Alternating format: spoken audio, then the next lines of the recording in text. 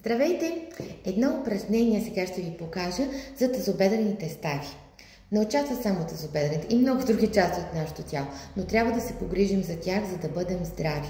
В една по-зряла възраст вече трябва да правим упражнения, които да заздравяват мускулатурата ни и които не правим в ежедневието си.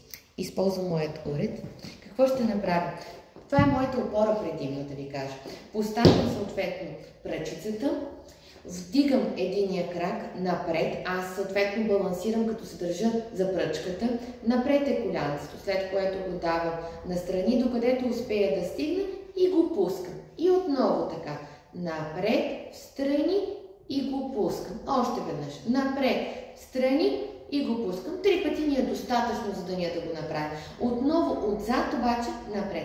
Вдигам докъдето мога, напред колянцето и пускам. Отново вдигам, напред, пускам. Още веднъж вдигам, напред, пускам.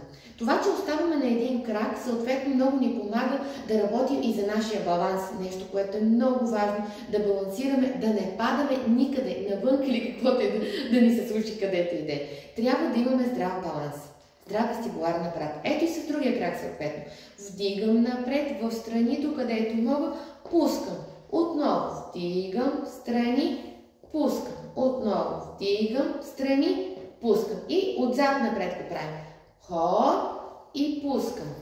Хоп, пускам. И последен път хоп, пускам. Работете за тазобедрените си стави, да бъдете здрави, подвижни, можещи.